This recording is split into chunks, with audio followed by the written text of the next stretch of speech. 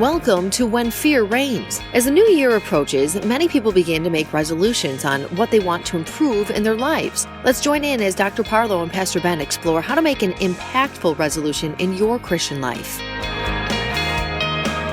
Welcome to When Fear Reigns. I'm Ben Workentine, joined as always by Dr. John Parlow, and it is that time of year, time to daydream about how you're going to get skinny, go on more vacations, read more books, find a new career. It's time for New Year's resolutions. Are you planning any? Well, in case you are, I hope you'll listen to all the way through today, because at the end I'm going to ask Dr. Parlow what's the craziest resolution he's ever made. We'll find out what he was thinking, maybe getting into swimsuit attire later that year for the summer. Anyway, oh boy, you'll have to you guys are what a way to start off this new year. That's right.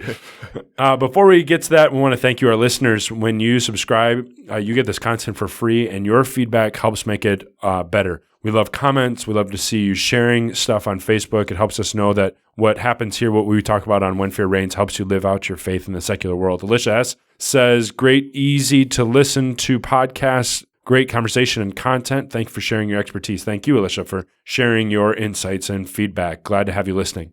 Now, Dr. John Parlow's insights on making resolutions this year. John, are you making any resolutions? I make resolutions every year. This year, I'll make one that I didn't fulfill last year, and that is I need to clean out my closet. Take out the things I haven't worn for a year or more and donate them for people to use them. And I just don't get around to that. I know I need to do that, and yet I just don't. And so that's one of the resolutions I'll make. You need to make sure you get those leisure suits out and the wide lapel suits.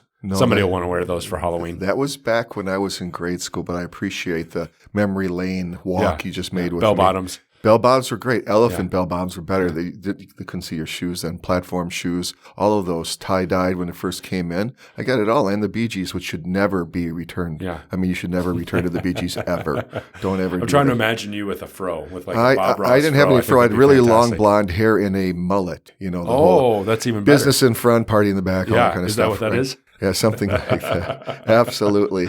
It's hard to imagine now knowing that I have just a big melon for a head. But no, I will also, this year, I will strive again to reach 80 books read, plus podcasts, as well as articles that I read every day. Last year, I got pretty close. I think I did 67 or 68. Okay. So that works. And this year, I'm going to try to branch out a little with some consulting and branding on some things that I think I can help pastors with as well as churches with. So we'll see where that all goes. It's going to require me to do a little more writing and to be a little more, how should I say, fluid with social media. So I'll have to stop asking you guys questions about certain things and I'm not going to get on TikTok any day soon. So we can follow you on Instagram and see your progress towards probably, Instagram I'll probably do. Facebook, LinkedIn, right? Twitter. I like doing Twitter, although Twitter is usually hijacked by people just angry. Everyone's just angry. You get to yell at people on Twitter. Yeah, just get to yell at people. That's it. Good. So that's not, how about you? How about you, Ben? You know, I don't really care to make New Year's resolutions on January 1st. I've not done a good job of keeping them, and I you can make them on January 1st saying, I will start them January 10th. Yeah.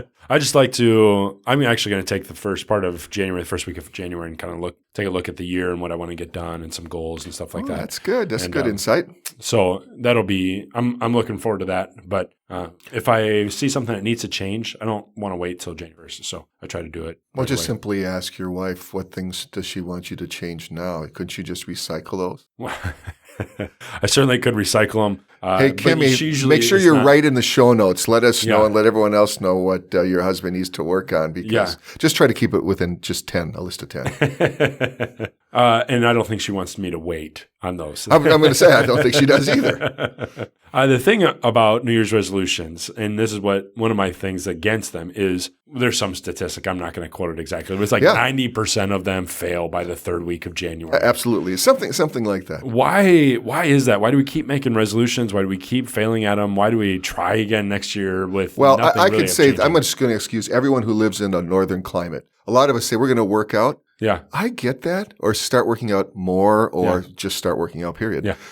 But think of it, what we have to do in the northern climate. You people listening right now in a warmer climate. Yeah, we know there are some of you. Yeah. In Florida and Texas and Arizona. Yeah. Shut up when you say, oh, we're going to get in shape. Oh, you just walk out your door. We have to get clothed up, warm up our cars, drive in sub-zero temperatures, then get out of our cars, run over to the doorway of the workout place, the gym, without slipping on the ice and hurting ourselves. Get in there, you change into your workout clothes, you work out, feel good about yourself, maybe take a shower, hang up your sweaty clothes in your locker that you rented for $10 a month, and then you come back out, and now you freeze your butt off as soon as you get outside. Get in your car, you have to start it up praying to Jesus that the battery turns over, or battery starts the car, and then you drive to work and you feel good about yourself, and then you get out of your car, and you have to run from your car to workplace. Now, does this sound like a lot of excuses I've used before not to get in shape?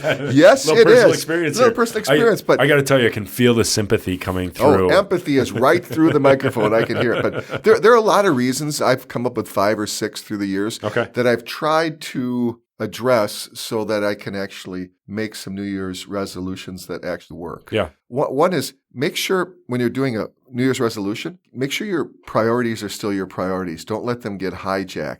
You need to be the champion of what's really should be the priority in your life, and that's your relationship with Jesus, of course, and other priorities that you have. No one else will be the champion of your priorities. So if you don't make them, people will make them for you. I think of as pastors, we set aside time to make sure that we research with the message and we craft it and we write it in a way that best helps us communicate God's truth to people that all need to hear it. And so if you don't slot out time in your schedule to, I'm going to do this, do that, and people say, oh, can I see you then? No, that's already scheduled. You don't have to tell them what you're scheduling, but that time's already taken. If you don't make that your priority, whatever it is, it will get hijacked by other people. It always does. Another thing, a lot of times people aren't really intentional about their resolutions.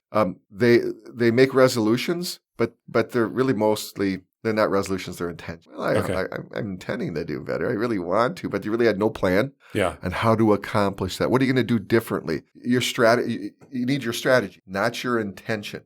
Your strategy determines your success. And so I would ask people, and I'd ask myself, okay, how are you going to get this done? What's your game plan, if you will?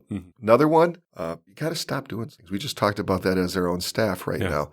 That oftentimes you will go farther, faster if you stop doing some things and do just a few things well. Less, but life gets a lot easier when you subtract. And now it's not easy to subtract because you feel like you leave people in the lurch, or you kind of hit a wall. If you don't, you'll be overwhelmed. There's just too much to do and you don't have enough time to do it, and then you don't do it well. Greg Rochelle, I think, says something really nicely, something to the point of, if everything's important, nothing's important. I think he said something like that. If everything's a priority, then nothing's a priority. I often remember that. I think I read it on his blog. And that's important because you got to make sure that you keep your priorities and you're strategic about all that stuff. The other one is, check out your calendar. You're going to have to mark out your calendar as much as you can. Set your goals maybe right next to your calendar or on your computer or however you do that. Does that impact the rhythm of your day? Maybe the reason you're not reaching your goals is because, well, you don't plan. And that gets to another part I often talk about, is just the patterns. What does your everyday life consist of? You say, well, I do the same thing every morning. Well, maybe that's the reason you're not reaching your goals. Maybe you got to look at your patterns, your rhythms of life, and they're actually hurting you in accomplishing what you think you're trying to do.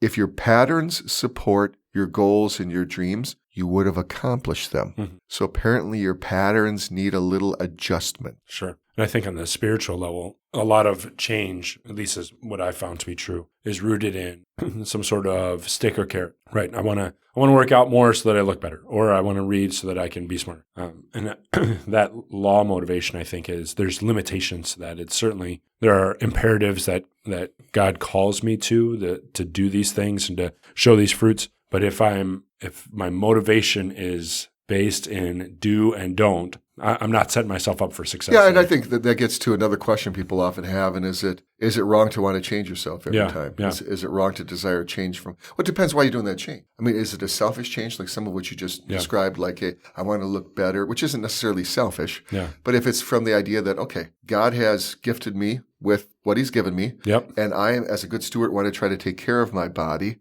Maybe, you can work out like you can 8 hours a day and you're not going to look like Ben Workentine. But hopefully nobody will. Yes, well, there's only one of you. But the idea is that you want to take. Because I'm special. I'm a snowflake. You want to. Yes, you are. You want to take good care of yourself because you want to honor God with your body. I get that. I think that's important. That's different than I want to work out so I can be worshipped. Yeah, be sexier. Or that whole idea of identity, you want to be really careful. What's your motivation? As you said, that law motivation never really works because in any area of our Christian life, because I always say it works, but it's limited. Yeah. It's like swinging a bat. I got to keep hitting you. Yeah. Gospel motivation works all the time. Yeah. And I think what you just talked about is really helpful to think all the things that I want to change really is a question of stewardship. God's blessed me with, maybe it's my body or my family or my time or whatever. And I want to be, or finances or intellect or whatever. That's all a gift from God. How do I manage that better? How do I use it more to God's glory? How am I maximizing that and using it in ways that give him honor? Well, I'll give you a personal insight from my vantage point. I think the most valuable thing that I have that I squander and don't use wisely all the time is time. Time is limited. Time is valuable. And non-renewable.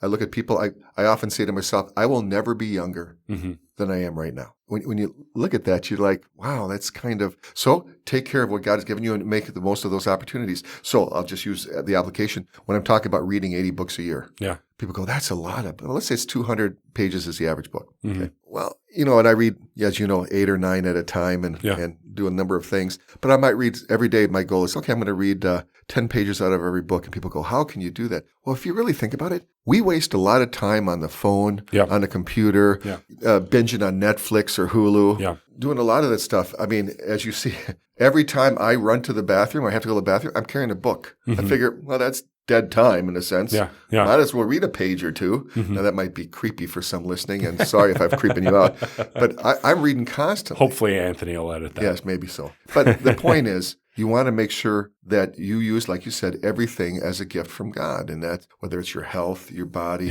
your time, your monies, your intellect, your relationships, building relationships, all of those are important. So your own mental or spiritual, emotional health. And sometimes you just need to take a time out in your own spiritual rhythms. Am I taking time to meditate on God's word and what he's done for me? Am I taking time to be in his word? That's the real key. I always tell people, the first one is, are you spending time with the God who gave you the new year?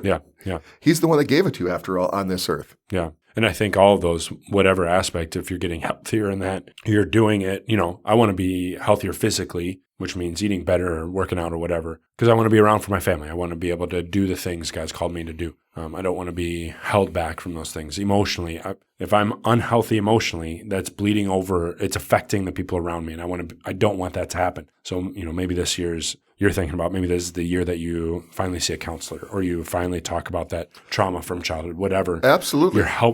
You're working in God's family, God's body better. Yeah, we talked about that spiritual maturity here at St. Mark Ministries with the picture of mile markers. Everyone's at a different mile marker. How am I going to get to the next ones ahead that God has given me an opportunity to pursue? And so does that mean I go see a counselor? Does that mean I get a coach?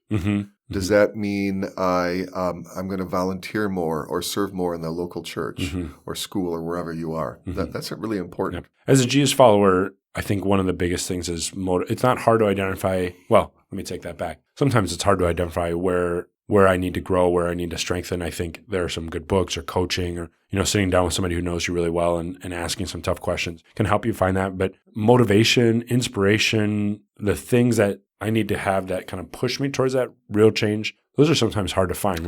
I guess I would often be reminded of those from Scripture. When I go through a devotion, I'm always reminded, I need to work on that area. Or, that's a good reminder. Again, if you start out with the spiritual, that really shapes everything else you do, from the emotional and the physical. But you have to start out with a strong spiritual background as well as foundation. And I think a lot of us, the reason sometimes we flail in life, whether it's relationships or finances, or whether it's in education or just in emotional health, many times, not all, but many times it's because spiritually we haven't filled that tank. And it doesn't take a long time to fill that tank. When people say, well, this year I'm going to read through the whole Bible, I'm always like, I don't know if you're going to do that. I hope you do. That's great. Why don't you start to say, this year I'm going to start by reading one chapter of the Bible every day. And I'm going to take Sunday off because I'm going to go to worship. Or I'm going to take Saturday night off because I go to worship, and Saturday, whatever that is. I think that's important. But start there and then build to the others. But take baby steps. Even when it comes to your discipleship, a lot of people bite off more than they can chew, and they end up being very frustrated. And then they feel extra guilty, like, I was going to get up every morning at 5 a.m. Or if you're not a 5 a.m. person, just because you want to be doesn't necessarily mean you will be.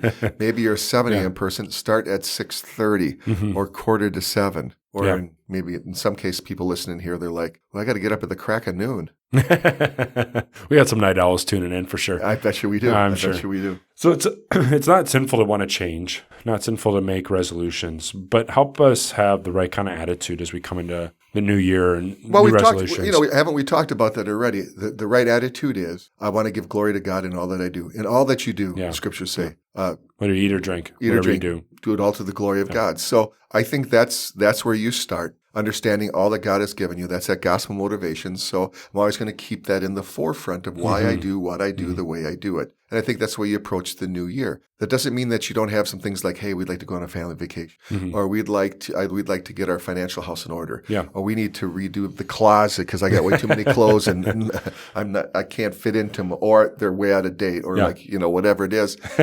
Those are all managing the gifts that God ultimately gave you the past year.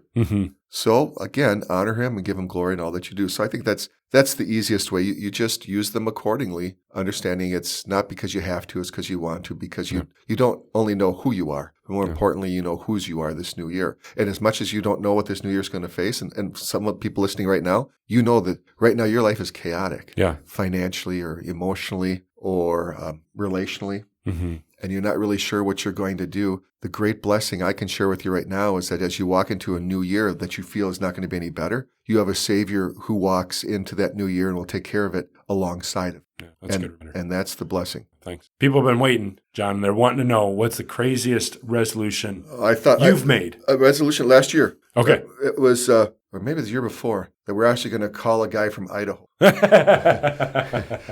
it happened. We called one, and one of the 7 guys. It's been a work in progress. Yeah, the craziest thing I've ever heard of. I don't know. You hear about some of those things. I'm sure our listeners can probably Google that, and there's going to be some pretty illicit ones on there, as well as some just horrific. You're going to want to have safe search on. Yeah, safe search. Yeah, be careful there. But the one I just recently came across was someone saying, hey, this new year, from our congregation, this new year, I'm going to try a new food every week. Okay. Have you ever done that? I have not. I'm usually trying new food, but I don't know. Every week, that's a pretty fast clip. I know that a lot of times when it comes to diet and things like that, I usually like intermittent fasting, where I won't eat until noon or 1. Then you can eat within an 8-hour window, and it works pretty nicely for the most part. And that's not a bad thing to try. But when I hear people go, you know what?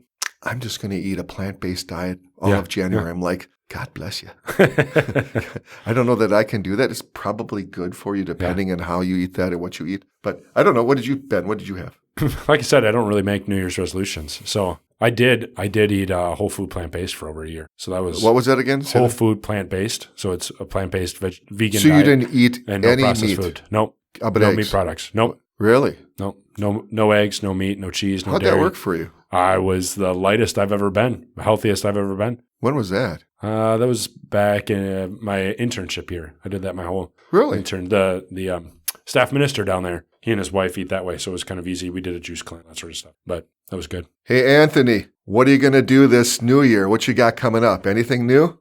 Taking a lot of vacations, actually. We're taking a couple of cruises. We're usually pretty, I'll say, financially responsible. So I've been married almost 10 years. Just haven't taken a whole lot of family trips. So we're just doing a lot of stuff getting outside our comfort zone. Nice. So he's not going to be here, Ben, is what he's just Ben, saying. So Ben, please help me remember to decrease Anthony's salary. Apparently, he's going on cruises and everything else. No, good for you, Anthony. Yeah, good for you and your wife. wife. My wife tries to get me to go on one of those, and I always tell her, I've seen the Titanic. I know how that story ends. And then she entices me by saying, the showers, you probably won't fit in them. Why would I want to go in a place where I can't take a shower for 4 days? Listen. That's camping. Yeah, that's camping. and you can just use a wet wipe, right? You can just use a wet wipe. I guess. Oh, I don't know. Well, thanks for listening today. Happy New Year. This is coming out just a couple days before New Year. So if you're listening to us then, Happy New Year. Have a great turn of the year. We have big things planned for When Fear Reigns in 2020. Make sure you follow us. You're watching us on social media. Make sure you're subscribed to the podcast and share that subscription with other people. Help them subscribe on their phones or their devices. We'll see you next time. In the meantime, hope that our time together today has helped the fear of God to reign in your life. Thank you for joining us on this week's episode of When Fear Reigns. Keep sharing this podcast with your family and friends, and if you're a first-time listener, don't forget to subscribe. We look forward to continuing to bring you new episodes every other week in the new year.